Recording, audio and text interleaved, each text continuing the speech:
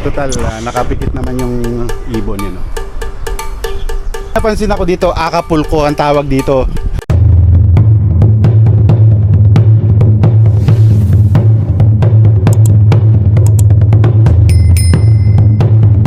Sa paghahalukay ko ng mga gamit, kasi babakasyon tayo sa Pilipinas, may nahalukay ako na binhi ng pipino.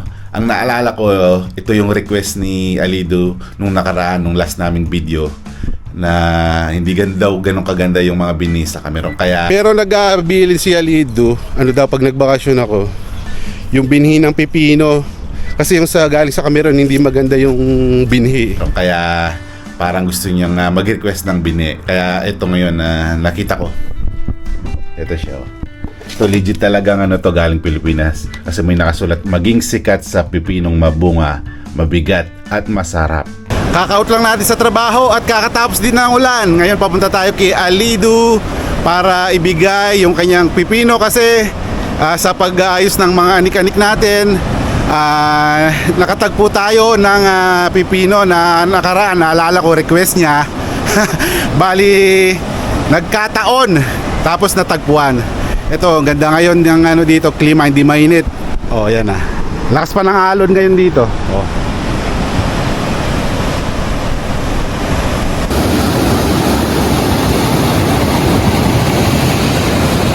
Dito na tayo sa entrance. Nakita ko na si Alido doon. Nandun na, oh. You know, sipag kahit na ambon.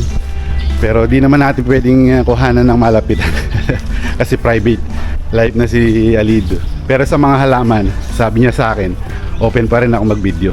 Pero ngayon, iabot natin kasi pabakasyon tayo. Para at least mapakinabangan niya.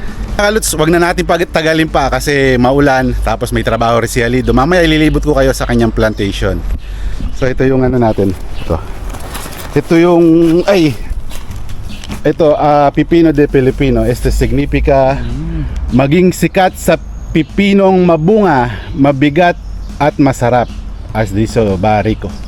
Tú has dicho antes, no sé, hay que comprobar ese. Sí. Vale. Hay que darme anuncio, hay que avisarme que plaza con sabor. Vale. Sí, yo olvidé porque con ese otro semilla. Cuando hoy abrir este caja, ¿Te has visto? yo he visto este de Philippines. Se escribe aquí con Tagalog. Okay. Vale. Yan mga kalus, naibigay na natin kay Alido kaagad. Pagbungad pa lang natin kasi binalita ako kaagad yung magandang balita. At aabangan natin kung anong magiging reaksyon nila about sa ating pipino. Kasi sabi nila, yung mga pipino ng ibang part ng Africa, sabi nila hindi ganun kasarap. Pero subaybayan natin at aabangan natin kung anong magiging comment nila, anong magiging reaksyon nila sa ating pipino ng mga Pilipino. Magdadamo pa pala si Alido kaya sabi tabi ko muna rito sa kanyang kubo. Ito yung fertilizer ng ng manok, dumi. And so ilagay ko muna rito. Iniwan muna natin yung gamit natin doon. Ito, bubungad ko na kayo kaagad mga kalit sa sitaw. Ito yung mga sitaw niya ngayon. May mga bulaklak na. Kaso sinabi niya sa akin kanina, may mga ibon na naninira sa bulaklak pa. Sabi ko kung makahanap ka sana ng mga rito, pang spray. Yan, maganda pa naman yung tubo. Oh, may mga balag na rin. Oh, may mga bulaklak na mga kalsyo sitaw, di ba? Yan yung kasabay ng pipino na binigay ko sa kanya yung kay Alido. Kaya bagong-bago pa. So wala pa tayong isang taon, then pauwi tayo sa Pilipinas. Ito. So malago na yung tubo eh. So problema na lang yung pagbubunga. So naman, di naman pabinhi, talagang nabili rin sa sa mga supplier. So ayan oh. Tapos dito pasok tayo sa loob para at least bago ako umuwi makita niyo lahat yung kanyang mga pananim oh. Ito grabe naman na magbunga to, napakababa. Tapos itong nyo, itong uzay. Yan, may dala rin akong binhi. Ito, try ko rin sa Pilipinas. Oh. Ito yung uzay. Oh, ganda ng tubo. Oh, ganda ng tubo. Tapos dito may pahinog na rin. Oh. Ganda ng bunga, laki. Ito, may mga breed kasi na ganito na pabilog yung bunga ng papaya. Tapos mayroon din pahaba. Dito tayo. Ito palaos na yung kanyang ano, pipino. Pipino rin to pero yung maliliit mga kalis, yung medyo mahal yung ano niya, breed. Kasi ginagawang pickles to. Yan o, dito. Ganito talaga yung lupa rito kapag hindi hinahaluan ng ano ni Alido. Yan ganyan ka klase. Kaya dapat talaga lagyan ng fertilizer. So dito talaga, ito yung klase ng nadala ko sa Pilipinas. Yung klase ng papaya na ganyan. Yan, dito tayo ulit. Yan, bubungad mamaya yung ano natin, yung kalamansi. Doon, hanggang paikot tayo. Kasi napakalaking ano nito, taniman ni Alido. Mahigit ano rin to. Mahigit kalahating hektarya. Ito, ano rin nata ito. Ito, parang ano rin to. Sitaw.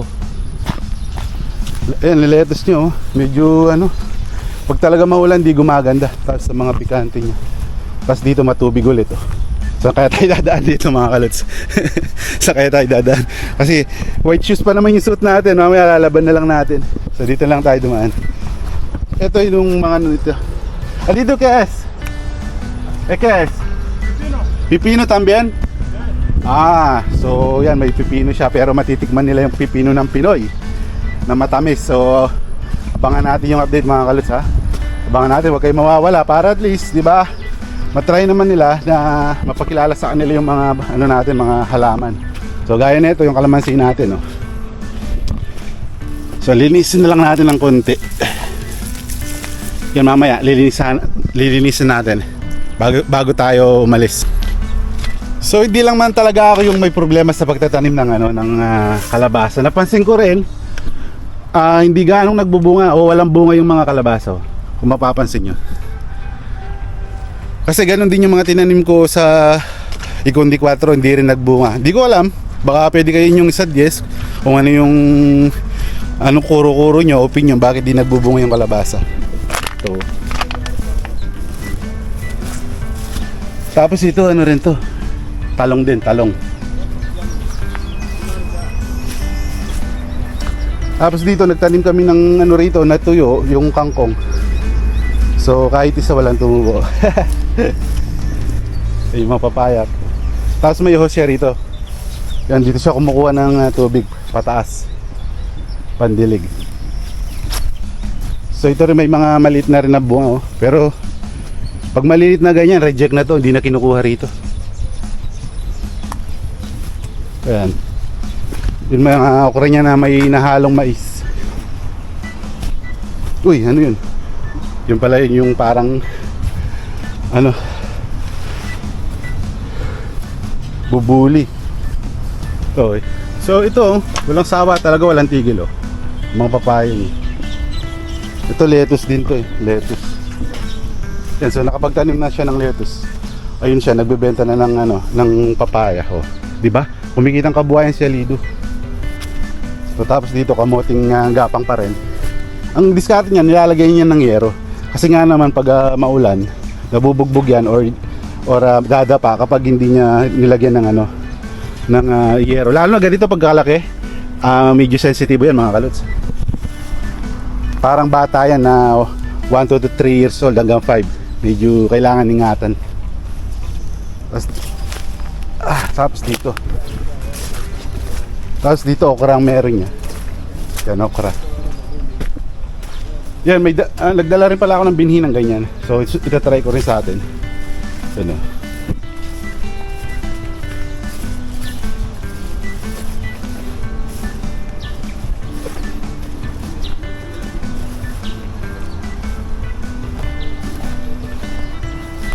So ayan, dito. So siguro isang ano lang naman to, pero to mataas to. Mataas na malalaki, sobra yung mga bunga yun, oh. Mataas.